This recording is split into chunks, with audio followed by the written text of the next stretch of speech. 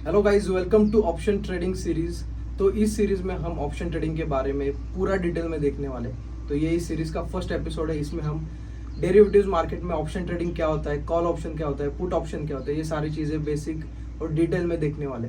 And अगर आपने हमारे चैनल को सब्सक्राइब नहीं किया अभी तक तो प्लीज़ सब्सक्राइब करो, बिकॉज ऐसे एजुकेशनल वीडियोज़ हम इस चैनल पर लाने वाले। और ये ऑप्शन सीरीज भी बहुत मज़ेदार होने वाले, तो ये वीडियो पूरा देखो।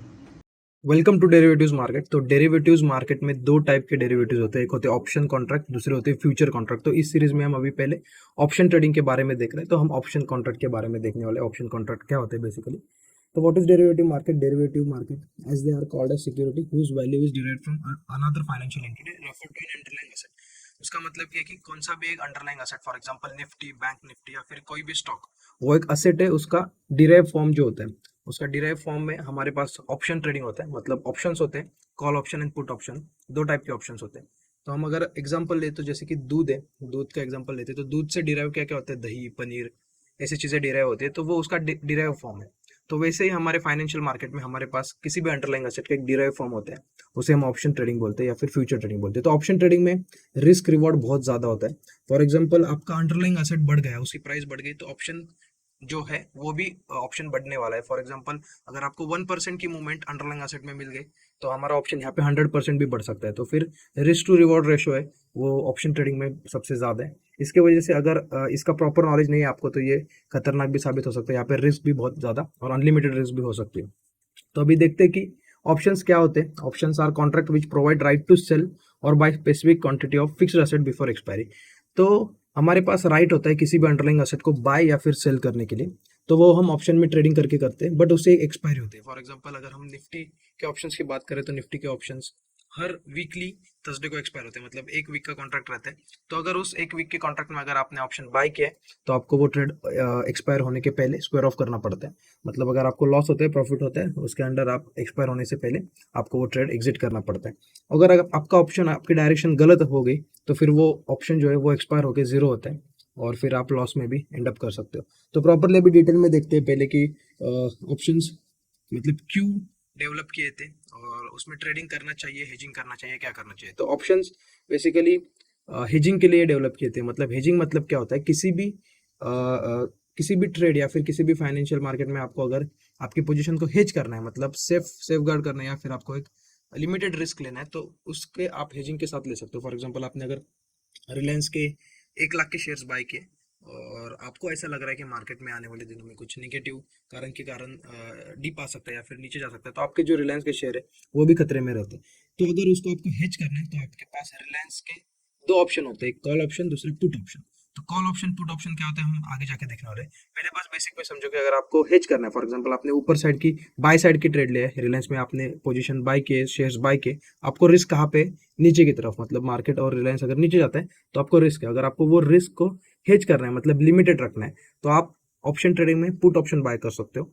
तो उससे क्या होता है, अगर मार्केट नीचे जाता है तो वो पुट ऑप्शन बढ़ता है, तो अगर रिलायंस का शेयर नीचे जाता है तो आपका पुट बढ़ेगा, तो वो आपका हेज हो जाएगा। और अगर ऊपर जाता है तो वो पुट एक्सपायरी के दिन आउट ऑफ द मनी होकर जीरो हो सकता है। मतलब आपको रिलायंस में जो आपने पुट में जो पैसे डाले वो जीरो हो सकते हैं। बट अगर आपका 1 लाख का रिलायंस का शेयर है और उसके बदले में अगर आपको लग रहा है कुछ गलत हो सकता है आने वाले दिनों में, तो आपने अगर 5,000 10,000 का कोई ऑप्शन बाय किया, तो वहां पे आपका वो मनी जा सकता है, अगर मार्केट आपके डायरेक्शन में नीचे नहीं गया तो ये हेजिंग के लिए बनाया था। बट धीरे धीरे ट्रेडर्स उसमें ट्रेडिंग करने लगे, स्पेकुलेशन होने लगा, तो जो आगे जाके ऑप्शन ट्रेडिंग में बहुत ज्यादा ट्रेडिंग होने लगी। मतलब इंट्राडे बेसिस पे लोग ऑप्शंस को बाय करने लगे, मार्केट प्रेडिक्ट करके अगर मार्केट ऊपर जाने वाला है तो हम ये ऑप्शन बाय करते हैं, नीचे जाने वाले तो दूसरा पुट ऑप्शन बाय करते हैं, तो ऐसे ट्रेडिंग होने लगी।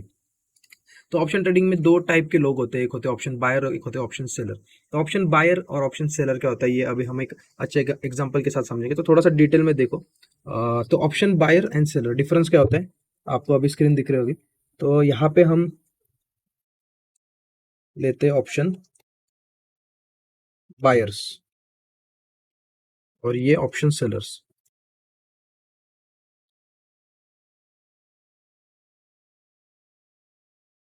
तो जैसे हम इंश्योरेंस का एग्जांपल लेते हैं, इंश्योरेंस क्या होता है, फॉर एग्जांपल आपने एक कार ली, तो कार के लिए आप कहाँ पे जाते हो, इंश्योरेंस करने, इंश्योरेंस कंपनी के पास जाते हो। तो आप वहाँ पे इंश्योरेंस बाय करते हो और इंश्योरेंस कंपनी आपको इंश्योरेंस सेल करती है। तो इंश्योरेंस आप क्यों लेते हो? सेफ्टी के लिए। अगर आगे जाके कुछ आपका कार का डैमेज होता है, कार एक्सीडेंट में कुछ डैमेज होता है, तो इंश्योरेंस कंपनी आपको फिर क्लेम करके वो रिपेयर करके देगी। तो इंश्योरेंस के लिए आप कुछ तो प्रीमियम अमाउंट पे करते हो। मतलब फॉर एग्जांपल आपने 1 साल का इंश्योरेंस निकाला है कार का, 10,000 20,000 उसका अगर अमाउंट है, प्रीमियम अमाउंट, तो आप पे करते हो। और 1 साल के अंदर अगर आपकी कार को कुछ नहीं हुआ, तो वो 20,000 10,000 जो भी आपने पे किए वो आपको फिर से नहीं मिलेंगे। मतलब वो एक प्रकार पूरे के पूरे जीरो हो जाएंगे। तो आप बोलोगे ये तो हमारा लॉस है, बट लॉस कब है? जब कुछ नहीं होगा। बट आप सेफ्टी के लिए ले रहे हो। अगर आपके कार के कुछ डैमेज होता है तो, और 2-3 लाख का खर्चा आता है, तो वो आपने पहले प्रीमियम 10,000 देके इंश्योरेंस निकाला है, तो आपका 2-3 लाख का खर्चा इजीली वहां पे वो इंश्योरेंस कंपनी करके देते। तो एक सेफ्टी के लिए, या मतलब आप एक हेज के लिए वो ऑप्शन बाय कर रहे हो। ऑप्शन बाय कर रहे हो मतलब इंश्योरेंस बाय कर रहे हो। तो ऐसे बहुत सारे लोग होते हैं जिनके पास गाड़ी है, और सारे लोग वो इंश्योरेंस बाय करते हैं, और इंश्योरेंस कंपनी सारे लोगों को इंश्योरेंस बेचती है। बट कितने लोगों का एक्सीडेंट होता है? बहुत कम लोगों का।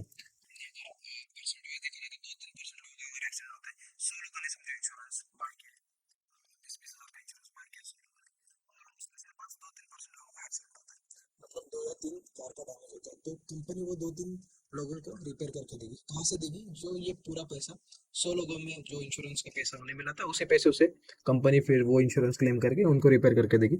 और बाकी का जो भी अमाउंट बचता है, जिनका एक्सीडेंट नहीं हुआ, उनका पूरा पैसा उस इंश्योरेंस कंपनी का हो जाता है। मतलब वो insurance company at the end profit में रहती है। तो अभी ध्यान से समझो, जो हम इंश्योरेंस कंपनी की बात कर रहे थे, वो होते हैं ऑप्शन सेलर्स। ऑप्शन ट्रेडिंग में जो इंश्योरेंस कंपनी की हम बात कर रहे थे, वो होते हैं ऑप्शन सेलर्स। और जो हमारे जैसे रिटेल लोग होते हैं, जो ऑप्शन मतलब जो इंश्योरेंस बाय करने जाते हैं, वो होते हैं ऑप्शन बायर्स। तो ऑप्शन सेलर्स, ऑप्शन बायर्स, तो ऑप्शन बायर क्या करते हैं? प्रीमियम पे करते हैं। मतलब फॉर एग्जांपल एक ऑप्शन कॉन्ट्रैक्ट का वैल्यू चल रहा है 100 रुपए, और लॉट निफ्टी का है 50 रुपए, 50 क्वांटिटी। तो वहां पे फिर 5,000 रुपए आपको प्रीमियम अमाउंट देना पड़ता है वो ऑप्शन को खरीदी करने के लिए, बाय करने के लिए। और ऑप्शन सेलर क्या करेगा? वो ऑप्शन आपको 50 रुपए में सेल करेगा। तो ऑप्शन सेलर के पास, मतलब अगर आप इंश्योरेंस कंपनी है, तो आपके पास ऑलरेडी पैसे होने चाहिए। अगर एक्सीडेंट होता है तो आप उसे क्लेम करके देने वाले, तो आपके पास ऑलरेडी फंड होना चाहिए। अगर आपके पास फंड नहीं है, तो आप इंश्योरेंस कंपनी नहीं चला सकते, बिकॉज आप फिर उसको रिपेयर कैसे करके दोगे? तो वैसे इन केस ऑप्शन सेलर में क्या होता है कि आपके पास फंड होना चाहिए। फॉर एग्जाम्पल निफ्टी में अभी 1 लाख रुपए से 1.25 लाख लगता है एक ऑप्शन को बेचने के लिए, मतलब सेल करने के लिए। तो मैं समझो ऑप्शन सेलर हूँ, तो मैं 100 रुपए का ऑप्शन सेल करना है मुझे। उसकी वैल्यू कितनी हुई? प्रीमियम कितना हुआ? 100 × 50। निफ्टी का लॉट साइज 50 का होता है, मतलब 5,000 रुपए उसकी वैल्यू है। बट मुझे वो सेल करने के लिए मुझे 1 लाख रुपए लगेगा, बिकॉज वहां पे मुझे अगर कुछ होता है मार्केट में और वो ऑप्शन बढ़ता है, तो मुझे उसको पे करने देना पड़ेगा। तो फिर मेरे पास फंड होने चाहिए। बट जो ऑप्शन बायर है उसके पास सिर्फ 5,000 हो तब भी चलेगा, बिकॉज 5,000 में 100 रुपए का प्रीमियम वो बाय करता है। तो वो प्रीमियम पे कर रहा है और आप उसे सेल कर रहे हो। तो ये बेसिक डिफरेंस है ऑप्शन बाइंग और ऑप्शन सेलिंग में। तो ऑप्शन ट्रेडिंग में 2 टाइप के ऑप्शंस होते हैं, call options and put option. तो कॉल ऑप्शन क्या होता है, पुट ऑप्शन क्या होता है, ये अभी हम डिटेल में देखेंगे। 2 टाइप के ऑप्शन होते हैं। पहला होता है कॉल ऑप्शन, दूसरा होता है पुट ऑप्शन। तो अभी मार्केट मार्केट मतलब अंडरलाइंग असेट। फॉर एग्जांपल हमने अब निफ्टी की बात करें, निफ्टी इंडेक्स है, निफ्टी 50 उसकी बात करें, तो निफ्टी 50 इंडेक्स में अगर आपको लग रहा है कि ये इंडेक्स ऊपर जाने वाला है, इंटरडे बेसिस में अगर आपको लग रहा है ये ब्रेकआउट होने के बाद ऊपर जा रहा है, तो आपके पास 2 ऑप्शन है यहाँ पे, कॉल एंड पुट। तो बाय करके आप कहाँ से पैसे कमाओगे और सेल करके कहाँ से कमाओगे, ये देखेंगे। तो अभी कॉल का रिलेशन निफ्टी के साथ कैसे है और पुट का क्या है, ये देखेंगे। तो कॉल डायरेक्टली प्रोपोर्शनल होता है। मतलब इसका मतलब क्या है, अगर निफ्टी ऊपर जा रहा है, अब जा रहा है निफ्टी, तो ये कॉल भी अब जाएगा। निफ्टी ऊपर जा रहा है तो कॉल भी अब जाएगा। ये निफ्टी है और ये कॉल ऑप्शन है। निफ्टी ऊपर जा रहा है तो कॉल ऊपर जाएगा। इसका इनवर्सली क्या होगा, निफ्टी ऊपर जा रहा है, अब जा रहा है निफ्टी, तो हमारा जो पुट ऑप्शन है ये डाउन जाएगा। मतलब निफ्टी ऊपर, पुट ऑप्शन डाउन। इसके अपोजिट क्या होता है, अगर मार्केट नीचे जा रहा है, मतलब निफ्टी नीचे गिर रहा है, तो कॉल ऑप्शन क्या होगा, डाउन जाएगा। कॉल ऑप्शन डाउन जाएगा। और मार्केट अगर नीचे जा रहा है तो पुट ऑप्शन फिर क्या होगा, अप जाएगा। मतलब उल्टा होता है। निफ्टी ऊपर जा रहा है तो कॉल बढ़ने वाला है, उसके अपोजिट वाला जो पुट है वो डाउन होने वाला है। और अगर निफ्टी नीचे जा रहा है तो पुट बढ़ने वाला है, और अपोजिट वाला जो ऑप्शन है मतलब कॉल ऑप्शन, वो डाउन होने वाला है। तो अभी आप ही बताओ कि आप अगर ऑप्शन बायर हो, तो मार्केट ऊपर जाता है तो आपको कौन सा ऑप्शन बाय करना है, कॉल ऑप्शन या पुट ऑप्शन? कमेंट करके बताओ। और अगर आप ऑप्शन सेलर हो और अगर मार्केट ऊपर जा रहा है, तो आप कौन सा ऑप्शन सेल करने वाले हो? तो ठीक है, मैं बता देता हूँ क्या होने वाला है। तो अगर मार्केट ऊपर जा रहा है तो आप कॉल ऑप्शन बाय करके पैसा कमा सकते हो। कॉल ऑप्शन बाय करके पैसे कमा सकते हो अगर मार्केट निफ्टी अप जाने वाला है तो। दूसरा ऑप्शन आपके पास है पुट ऑप्शन सेल करके। अगर निफ्टी ऊपर जा रहा है तो पुट ऑप्शन की वैल्यू जो कम होने वाली, तो आप अगर सेल करते हो किसी भी चीज को और उसकी वैल्यू कम होती है तो आपका वो जितना डाउन होगा वो का आपका प्रॉफिट होगा। तो अगर आपने पुट ऑप्शन सेल किया तो आप एक इंश्योरेंस कंपनी जैसे काम करोगे, और अगर आपने कॉल ऑप्शन बाय किया तो आप एक इंश्योरेंस लेने वाले बनोगे। मतलब आपको अगर लग रहा है कि मैं मार्केट में बुलिश हूँ, बहुत ज़्यादा मार्केट ऊपर जाने की पॉसिबिलिटी बहुत है, तो आपने ऑप्शन बाय किया, उसकी वैल्यू बढ़ी तो आपको प्रॉफिट होगा। और आपको ऑप्शन बाय करना है तो आपको कोई तो सेल करेगा, तो जो सेल करने वाला है वो होगा ऑप्शन सेलर, तो वो होगा एक इंश्योरेंस कंपनी। और उसके लिए क्या खतरा है, मार्केट ऊपर जाता है मतलब एक्सीडेंट हो रहा है उसके केस में, तो वहाँ पे उसको जो भी लॉस होने वाला है वो पे करके देना पड़ेगा ऑप्शन बायर को। मतलब ऑप्शन बायर को प्रॉफिट होगा और जो भी प्राइस बढ़ेगी वो उसको पे करके देना पड़ता है। फॉर एग्जाम्पल अगर 100 रुपीज़ ने किसी ने ऑप्शन बाय किया है तो इसकी वैल्यू बढ़ेगी तो ऑप्शन बायर को प्रॉफिट होगा, और इसकी वैल्यू घटेगी तो ऑप्शन सेलर को प्रॉफिट होगा। तो अभी प्रोबेबिलिटी की बात करते हैं, और ट्रेडिंग में प्रोबेबिलिटी बहुत ही इंपॉर्टेंट होती है। प्रोबेबिलिटी मतलब क्या होता है कि आपके जीतने के कितने चांसेस है, विनिंग के कितने चांसेस है, आपके लॉसेस के कितने चांसेस है। तो प्रोबेबिलिटी की बात करते हैं तो ऑप्शन बायर की प्रोबेबिलिटी हमेशा 33% होती है और ऑप्शन सेलर की प्रोबेबिलिटी हमेशा 66% होती है। ये डिफॉल्ट प्रोबेबिलिटी होती है। अभी ये रिलेशन को समझते हैं कि क्यों ऐसी होती है। तो जैसे कि हमने इंश्योरेंस कंपनी की एग्जांपल लिया, तो इंश्योरेंस कंपनी में आपने देखा कि 100 लोग अगर इंश्योरेंस निकल रहे तो किसको ज़्यादा मतलब किसको विनिंग की प्रोबेबिलिटी ज़्यादा है, इंश्योरेंस कंपनी की। क्यों? बिकॉज वहाँ पे 100 लोगों का तो एक्सीडेंट होने नहीं वाला है, 3 का होगा, 4 का होगा, 5 का होगा। फॉर एग्जाम्पल 100 लोगों की बात करें, इसमें से हम बोलते हैं कि 3% लोगों का एक्सीडेंट हो गया, 3%, और ये 100 लोगों ने 20-20 हज़ार का इंश्योरेंस निकाला है। 20-20 हज़ार का इंश्योरेंस ये 100 लोगों ने निकाला है। तो क्या होगा अभी, 3% मतलब 3 लोगों का एक्सीडेंट हो जाएगा। तो फिर अगर फॉर एग्जाम्पल लेते हैं कि 1 लाख का नुकसान होगा तो 3 लाख यहाँ पे इनको देने पड़ेंगे। बट जो 100 लोगों ने 20,000 रुपए दे के प्रीमियम दिए तो 20 लाख उनके पास ऑलरेडी वहाँ पे कैश आई होगी, और उसी 20 लाख में से 3 लाख का ये क्लेम करके देंगे। बाकी के जो 17 लाख बचेंगे वो इंश्योरेंस कंपनी का प्रॉफिट है। तो यहाँ पे प्रोबेबिलिटी वाइज किसका ज़्यादा चांसेस है, इंश्योरेंस कंपनी, मतलब ऑप्शन ट्रेडिंग में सेलर्स। क्यों? बिकॉज टाइम डिके, टाइम की वैल्यू होती है, मतलब एक्सपायरी। जैसे कि हमने इंश्योरेंस कंपनी के केस में देखा है कि एक्सपायरी होती है, 1 साल की अगर एक्सपायरी है तो 1 साल के अंदर अगर लोगों का एक्सीडेंट नहीं होता तो बाकी लोगों के सारे पैसे जाने वाले, उनको वो फिर से नहीं मिलेंगे। वैसे ही ऑप्शन कॉन्ट्रैक्ट में एक्सपायरी होती है, अगर एक्सपायरी तक उनके डायरेक्शन में मूव नहीं आई तो ऑप्शन वो जीरो होने वाला है, out of the money. And फिर वो जो ऑप्शन बाय करने के लिए जो भी पैसा उन्होंने डाला होगा वो पूरा का पूरा सेलर का हो जाएगा। तो बहुत ही सिंपल है, थोड़ा सा ध्यान दे के समझो। तो ये होता है प्रोबेबिलिटी। तो अभी 33% ही क्यों है और 66% क्यों है, ये भी हम देखते हैं। तो मार्केट में कौन से टाइप के ट्रेंड्स होते हैं, 3 टाइप के ट्रेंड्स होते हैं। जैसे कि हमने बेसिक वीडियोस भी कवर किए स्टार्टिंग में, अगर आपने देखी नहीं तो प्लेलिस्ट में जाके देख लो, वहाँ पे हमने डाउ थ्योरी ये सारी चीज़ें बेसिक में डिटेल में एक सीरीज बनाई है। तो मार्केट में 3 टाइप के ट्रेंड होते हैं, जैसे कि आपको मालूम है, ये बेसिक तो आपको मालूम ही होगा। तो अप ट्रेंड होता है मार्केट में। मार्केट में कौन सा ट्रेंड होता है, अप ट्रेंड होता है। उसके बाद कौन सा होता है, डाउन ट्रेंड होता है। उसके बाद कौन सा आता है, साइडवेज ट्रेंड होता है। ये 3 ही ट्रेंड होते हैं, उसके अलावा कौन सा भी ट्रेंड नहीं होता। 3 ट्रेंड होते हैं मतलब क्या कि 33% इस ट्रेंड का चांस, 33% इस ट्रेंड का चांस, 33% इस ट्रेंड का, टोटल 100%। तो मार्केट कभी कभार अप ट्रेंड में जाएगा, कभी कभार साइडवेज में जाएगा, कभी कभार डाउन ट्रेंड में जाएगा। तो ऑप्शन बायर को कब प्रॉफिट होगा और ऑप्शन सेलर को कब प्रॉफिट होगा, अभी ये देखते हैं। तो ऑप्शन बायर को प्रॉफिट कब होगा, जब मार्केट उसके डायरेक्शन में ट्रेड करेगा तभी उसको प्रॉफिट होगा। मतलब अगर मैं कॉल ऑप्शन बायर की पॉसिबिलिटी की बात करता हूँ, कॉल ऑप्शन बायर, तो कब प्रॉफिट होगा, जब मार्केट अप ट्रेंड में जाएगा। अप ट्रेंड में जाएगा तभी प्रॉफिट होगा। लॉस कब होने वाला है, डाउन ट्रेंड में लॉस होने वाला है। बिकॉज मार्केट अगर नीचे गिरेगा तो कॉल ऑप्शन नीचे जाने वाला है, मतलब कॉल ऑप्शन वालों को लॉस होने वाला है। और साइडवेज में क्या होगा, साइडवेज में भी यहाँ पे लॉस ही होगा। क्यों? बिकॉज ऑप्शन में जैसे कि हमने बात की एक्सपायरी होती है, तो एक्सपायरी के दिन मतलब एक्सपायरी होने के पहले अगर मार्केट आपके डायरेक्शन में नहीं जाता, फॉर एग्जांपल आपने 17,000 निफ्टी पे बाय किया है कॉल और 17,000 के ऊपर मार्केट नहीं जाता, तो क्या होगा, आपके डायरेक्शन में नहीं गया तो क्या होगा, फिर ऑप्शन की प्राइस बढ़ने नहीं वाली। और अगर आपने 100 रुपीज़ में ऑप्शन बाय किया है तो ऐसा समझ लो कि जो भी आपकी वैल्यू है ऑप्शन की वो ऐड करना है आपके स्ट्राइक प्राइस में। अगर 17,000 का ऑप्शन बाय किया है तो 17,000 प्लस 100 मतलब 17,100। तो 17,100 के ऊपर जब तक वो जाएगा नहीं तब तक वहाँ पे आपको प्रॉफिट नहीं देखने को मिलेगा। तो ऐसा होता है ऑप्शन के केस में, ऑप्शन बायर के केस में।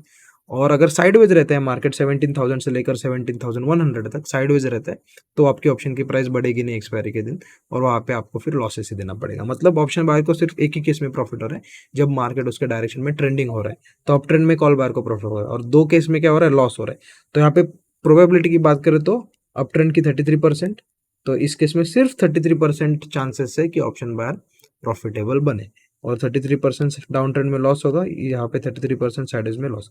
तो ये दो पॉसिबिलिटी में ऑप्शन बायर को लॉस होगा। और इसका उल्टा ऑप्शन सेलर है, ऑप्शन सेलर को क्या होगा, प्रॉफिट होगा। कब, जब अगर मैंने कॉल ऑप्शन सेल किया, कॉल ऑप्शन सेल किया, मार्केट अगर ऊपर जाता है अप ट्रेंड, 33% केस प्रोबेबिलिटी मेरे को लॉस होगा।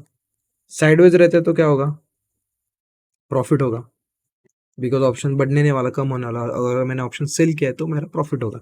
और अगर डाउन ट्रेंड होता है तो कॉल की प्राइस डाउन नहीं होने वाली, तब भी प्रॉफिट होगा। मतलब यहाँ पे 33% साइडवेज में मेरे को प्रॉफिट होगा, 33% डाउन ट्रेंड में मेरे को प्रॉफिट होगा अगर मैंने कॉल ऑप्शन सेल किया है तो। और लॉस कब होगा, जब मार्केट अप ट्रेंड में जाएगा। मतलब मेरी प्रोबेबिलिटी कितनी हुई सेलिंग की, 66%। तो ये रिलेशन है ऑप्शन बायर वर्सेस सेलर को, कब ज़्यादा प्रॉफिट होगा, किसको कब लॉस होगा, प्रोबेबिलिटी कितनी है। तो डिफॉल्ट प्रोबेबिलिटी ऑप्शन सेलिंग की ज़्यादा है, बट ऑप्शन सेलिंग करने के लिए आपके पास फंड भी ज़्यादा होने पड़ते हैं, बिकॉज आप एक एज ए इंश्योरेंस कंपनी चला रहे हो, ऐसा केस हो जाता है उसमें। और ऑप्शन बाय करने के लिए आपके पास फंड उतनी ज़्यादा नहीं होगी, तब भी चलेगी, जस्ट प्रीमियम अमाउंट जो भी आपको बाय करना है उतना होना चाहिए। तो उस केस में आप ऑप्शन बाइंग कर सकते हो। बट प्रोबेबिलिटी वाइज अगर आप देखें तो 66% ऑप्शन सेलर की प्रोबेबिलिटी है, तो वहाँ पे आपको बहुत ज़्यादा दिक्कत नहीं आएगी प्रॉफिटेबल ट्रेडर बनने के लिए। और आपने अगर बस आपको क्या होना है, गलत नहीं होना है ऑप्शन सेलिंग में। मतलब अगर आपको लग रहा है मार्केट ऊपर जाने वाला है, तो मार्केट अगर ऊपर नहीं गया तब भी चलेगा, साइडवेज चलेगा, थोड़ा सा कंसोलिडेट करेगा तब भी चलने वाला है। बट ऑप्शन बायर के केस में क्या होने वाला है, आपको अगर लग रहा है ऊपर जाने वाला है तो ऊपर ही जाना चाहिए, साइडवेज नहीं चलेगा और डाउन ट्रेंड तो नहीं चलेगा। तो वहाँ पे पॉसिबिलिटी के वाइज फिर सेलर्स की ज़्यादा विनिंग पॉसिबिलिटी होती है। तो इसीलिए बड़े जो फंड्स वगैरह रहते हैं, बड़े जो म्यूचुअल फंड्स या फिर जो प्रॉप डेस्क वाले होते हैं, वो ज़्यादातर ऑप्शन सेलिंग करते हैं, ऑप्शन बाइंग भी कभी कभार करते हैं, बट ज़्यादा उनका जो कैपिटल डिप्लॉय होता है और ऑप्शन सेलिंग के पास होता है। और डिफॉल्ट उनकी जो रिस्क मैनेजमेंट है वो भी हो जाती है, बिकॉज जैसे कि ऑप्शन सेल करने के लिए आपको 1 लाख रुपए लगेगा, एक ऑप्शन सेल करने के लिए। बाइंग के केस में वो 5,000, 10,000, 20,000 में हो जाएगा। तो अमाउंट वाइज अगर आप देखो तो 1 लाख में आप सिर्फ 1 लॉट सेल करोगे, और वहाँ पे 1 लाख में आप 5 से 10 लॉट भी बाय कर सकते हो। तो रिस्क मैनेजमेंट वाइज फिर सेलिंग की प्रोबेबिलिटी और सेलिंग की रिस्क वो कम रहती है, बिकॉज वहाँ पे 1 लॉट पे कितना लॉस होगा, और ऑप्शन बाइंग में 10 या 20 लॉट पे उसी अमाउंट पे कितना लॉस हो सकता है। तो ये भी एक रीज़न है कि जो नए ट्रेडर होते हैं वो ऑप्शन बाइंग करके बहुत ज़्यादा लॉस करके, बिकॉज उनको रिस्क मैनेजमेंट नहीं पता कि उनके पास कितना कैपिटल है तो कितने रिस्क लेनी चाहिए। तो ये रिस्क मैनेजमेंट और जो साइकोलॉजी होती है ट्रेडिंग की, ये भी हम इस सीरीज में कवर करने वाले। एंड ऑफ द सीरीज में हम ये कवर करेंगे कि रिस्क मैनेजमेंट कैसा करना चाहिए, ऑप्शन बायर्स के लिए रिस्क मैनेजमेंट क्या होना चाहिए, ऑप्शन सेलर के लिए क्या होना चाहिए। तो ये वीडियो में अभी आपको मालूम चला होगा कि ऑप्शन में बाइंग, ऑप्शन में सेलिंग क्या होती है, कॉल ऑप्शन क्या होता है, पुट ऑप्शन क्या होता है। तो ये ऑप्शन चेन क्या होता है। ऑप्शन चेन मतलब क्या कि एक प्रेजेंटेशन होता है जहाँ पे हमें हर एक ऑप्शंस देखने को मिलता है। तो ऑप्शंस भी अलग अलग होते हैं, out of the money, in the money, at the money. तो ये हम अगले वीडियो में डिस्कस करेंगे। तो बस अभी यहाँ पे देख लो कि बेसिक में 21,500 जो स्ट्राइक है, मतलब निफ्टी का स्पॉट है, इसके दो ऑप्शन है मेरे। जो लेफ्ट साइड में दिख रहा है आपको, ये है कॉल ऑप्शन का कॉलम, ये वाला सारा जो कॉल ऑप्शन का कॉलम होता है, ये पुट ऑप्शन का कॉलम। तो 21,500 का ये जो एट द मनी का कॉल है, वही 67 रुपीज़ पे चल रहा है, और पुट 74 रुपीज़ पे चल रहा है। तो अगर मार्केट ऊपर जाता है तो ये 67 वाला बढ़ने वाला है, इंक्रीज होगा, और पुट क्या होगा, फिर डाउन होगा। और अगर मार्केट नीचे जाता है तो 74 वाला बढ़ेगा, और ये कॉल है ये डाउन होगा। तो ये बस बेसिक है, मैंने बहुत ही ईजी और बेसिक लैंग्वेज में ये वीडियो में कवर किया है। अभी नेक्स्ट वीडियो में हम डिटेल में देखेंगे option at the money option क्या होता है, ऑप्शन बनता कैसा है, ऑप्शन की प्राइस कैसे डिसाइड होती है, ऑप्शन में कौन कौन से टाइप के प्राइजेस ऐड होते हैं, इंट्रिंसिक वैल्यू, टाइम वैल्यू, बहुत डिटेल में जाना है अभी। बस ये वीडियो में एक ओवरव्यू है। अगर ये वीडियो में आपको कुछ डाउट है तो कमेंट करो, और अगर वीडियो अच्छी लगी तो इस वीडियो को लाइक करो। Thank you for watching.